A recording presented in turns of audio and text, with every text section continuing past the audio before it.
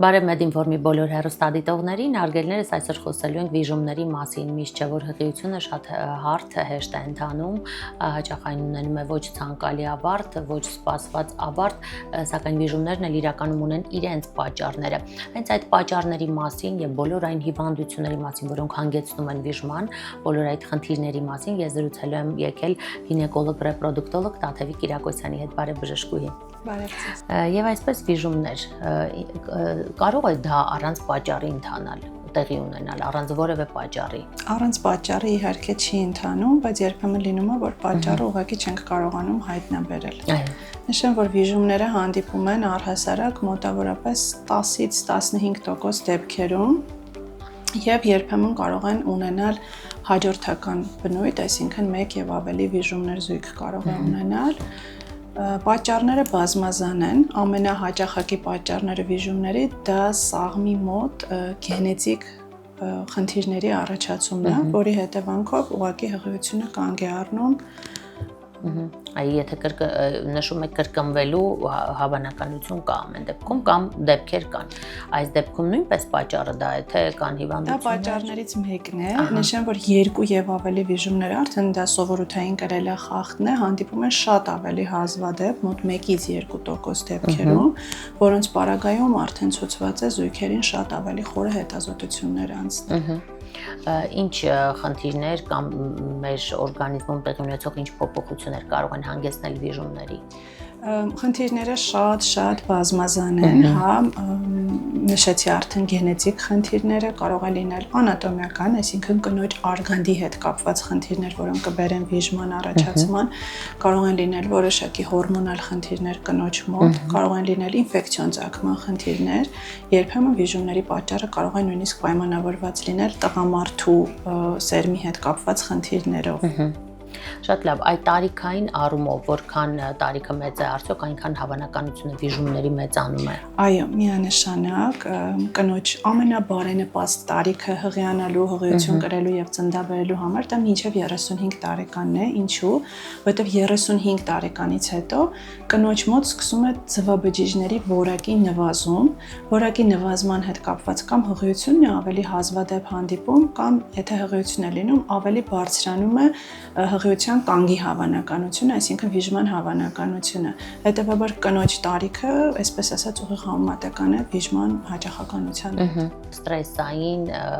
ֆոնի վրա վիժումները կարող են տեղի ունենալ։ Շատ հետաքրքիր հարց է, ստրեսը ինքը իրանով վիժման պատճառ չի,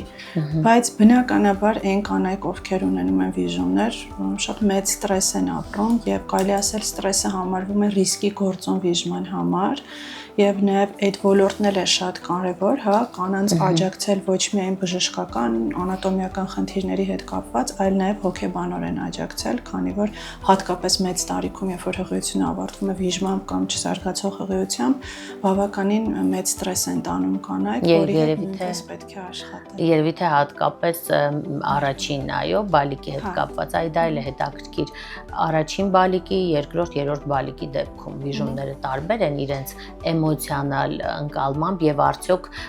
դա եթե խնդիրը լուծվում է առաջին անգամ, այլ վիժման հավանականությունը կարող է նվազել հաջորդ դեպքում։ Հա, եթե ունեն արդեն 1 առողջ երեխա, իհարկե հավանականությունը ավելի ցածր է եւ երևի թե այո, ավելի քիչ ստրես են տանում, իհարկե էլի տանում են։ Այս դեպքում էլի պետք է հետազոտել, եթե ունենում ենք վիժում կամ չզարգացող հղիություն, եթե 1 առողջ երեխա ունեն, հավանականությունը իհարկե բարձր է, որ ավելի լավ ելք կունենանք, բայց դա չի նշանակում, որ եթե օրինակ երեխա չունի կինը եւ առաջին հղիությունը ավարտվել է վիժում կամ չզարգացող հղիությամբ, ուրեմն պետք է հուսահատվել, ես ինքս ունեմ պացիենտներ, միշտ իրենց հուսադրում եմ, որովհետեւ ինչպես նշեցի, 15% դեպքերում այո կարող է առաջին հղիությունը կամ հղիությունը ավարտվել վիժմամբ, դա հաջորդ հղիությունը նույնիսկ առանց որևիցե հետազոտության նորմալ ընթացք ունենա։ Այ խոսենք բաց սովորույթներից ծխել, ալկոհոլի թեթև օգտագործում հղիության ժամանակ դե պարզ է չարաշահումը դժվար այս ընթացքում լինի։ Սրանք կարող են նպաստավոր գործոններ համարվել վիժման համար։ Այո, դրանք համարվում են հենց վիժման ռիսկի գործոններ։ Ծխելը հղիության ընթացքում մինչև հղիությունը ալկոհոլի չարաշահումը համարվում են ռիսկի գործոններ եւ վիժման եւ պտղի հետագա ներարգանդային բարդությունների հետ կապված, հետեւաբար մենք միշտ խորհուրդ ենք տալիս զերծ մնալ վատ սովորություններից, կարգավորել կենսակերպը, հնարավորության դեպքում քաշը կարգավորել, ֆիզիկապես ակտիվ լինել, չծխել, ալկոհոլ չօգտագործել։ Առողջ կենսակերպը հատկապես, այո, եւ խոսենք նաեւ հղիության ընթացքում սպորտային կյանք ունենալու։ Մարզումներ բնականաբար կարող են եւ ծանր լինել, սրանք արդյոք ճիշտ է այս ընթացքում չմարզվելը, քանի որ կարող են հանգեցնել նաև վիժման, թե ընդհակառակը դրանք ավելի ամրապնդում են առողջությունը այս առումով։ Չափավոր ֆիզիկական ակտիվությունը խորհուրդ է տրվում, ոչ ծանր ֆիզիկական ակտիվությունը, ծանրությունները, վարժությունները խորհուրդ չի տրվում, բայց չափավոր կա հատուկ հղիների յոգա, լողի պարապմունքներ, դրանք խորհուրդ են տրվում եւ նպաստավոր են ազդում հղիության ընթացքի վրա։ Բժշկուհի, եթե մեկ նախադասությամբ ամփոփենք բոլոր մեր մայրացող կանանց, ովքեր այս պահին այդ փուլում են կամ նպատակ ունեն հղիանալու եւ մայրանալու, ինչ խորհուրդներ դուք կտայիք նրանց ձեր պրակտիկայից ելնելով, ինչն է հաճախ հանդիսացել վիժումների պատճառ, որպեսզի ձեր հորդորի միջոցով դա կանխարգելենք։ Քանի որ պատճառները շատ են, ես նախ խորհուրդ կտամ միշտ լինել լավատես, այսինքն ես ինքս էլ հենց այսօր պացիենտ կանունեի, որ չզարգացող հղիություններ, ինքը շատ ծանր էմոցիոնալ վիճակում էր, երիտասարդ աղջիկ ես ինքս վստահ եմ, որ ինքը միևնույնն է կծննդաբերի, առողջ երեխա կունենա, ուղղակի լինել լավատես, բժշկի հետ միասին անցնել ճանապարհը, հետազոտությունները, կոնկրետ ամեն զույգի մի հետազոտությունն է ցուցված, կախված է անհատական, եւ միշտ հավատալ, որ վերջում մայրանալու են։ Այդ լուսավոր կետին միշտ հավատալ։ Այո։ Նաև խորհուրդ կտամ, ես շատ հաճախ նկատում եմ, որ չափազանց շատ են հետազոտությունները, չափազանց շատ են լինում նշանակումները, բժշկական տեսանկյունից, իմ կարծիքով դա մի քիչ գեր ախտորոշումը, գեր նշանակումներ են, հստակ ցուցումներով, եթե կա խնդիրը, խնդրի դիմաց լուծում ենք փնտրում, եթե խնդիր չկա, անիմաստ է։ Այսինքն վիժելուց հետո միգուցե շատ են նշանակում, այո, այդ կանանց ախտորոշումներ, որի կարիքը երևի թե երբեմն չի լինում, այո, իսկ ինչպես նրանք տարբեր են, արդյոք անհրաժեշտ է դա, թե ոչ է պետք է 1-2 տեղ դիմել, այո, համեմատության համար, ես այսպես եմ հասկանում։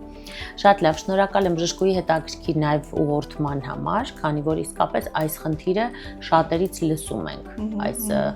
նյարդայնացնող այսքան ախտորոշումներ, ընդհանուր մինչև այնպիսի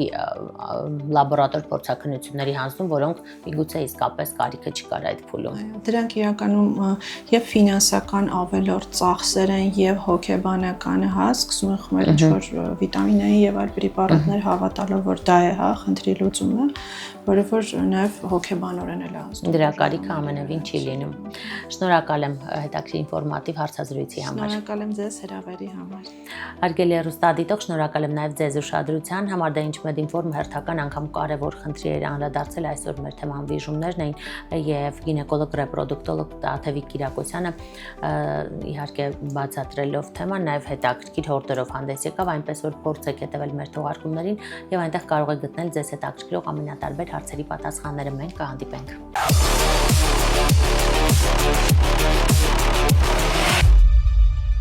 Ողջույն առողջ սպորտի բոլոր սիրահարներին եւ բոլոր մարզասերներին։ Ես գտնվում եմ Հիլ սպորտային համալիրում եւ եկել եմ մարզվելու։ Հիմա տեսնենք, թե մարզիչ Հայկը ինչ սխալներ կգտնի այս մարզասարքից օգտվելիս։ Նշեմ, որ մարզասարքը մարզում են հիմնականում կրծքավանդակի մկաններ եւ այն հիմնականում կատարում են տղամարդիկ շատ ծանր քաշերով։ Դե իսկ կանայք նույնպես ճիշտ այն կատարեն։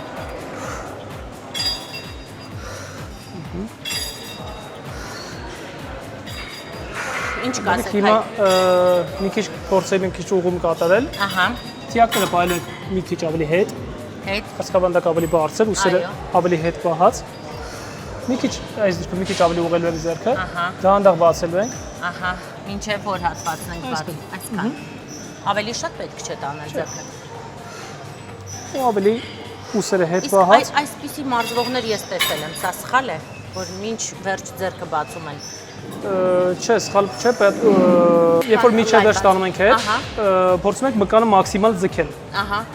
Նոր սկսում ենք արդեն կծկել մկանը։ Ահա։ Ճիշտ է այսքան։ 1 վայրկյան ֆիքսելու եք։ Ահա։ Այսպես ուսերը հետ։ Ահա։ Ուսերը հետ տիկունքը բերել։ Դանդաղ բացվեց։ Այո։ Սա նաև կեցվածք է ձևավորում, ես կասեի, ճիշտ է։ Խնդրեմ ներկայացրեք, Հայկ, թե այս մարզանքը սխալ կատարելու դեպքում ինչ կարող է վնասել։ Նախատեսված է կրծքամկանը մարզելու համար։ Սխալ մարզելու դեպքում կարող են աշխատել ուսերը, Այո։ երբ որ ուսերը մենք հետ չֆիքսենք։ Ահա։ Եվ պետք է պարտադիր ֆիքսվի, 1 վայրկյան ֆիքսվում է եւ զիջող ուժը, այսինքն նեգատիվ ֆազան ավելի դանդաղ։ Ահա։ Կխնդրեմ հիմա դուք ցույց տաք, թե շատ գրագետ եւ ճիշտ կատարելը որն է այս դեպքում։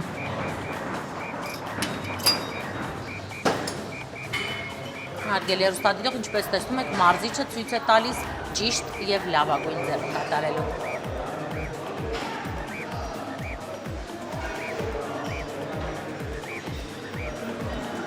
Այսպես թիրախավորում ենք կրծքամկանի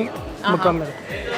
Աշխատում է ողջ կրծքավանդակի հատվածը, այո, թե միայն կրծքային։ Կրծքային հատվածը եւ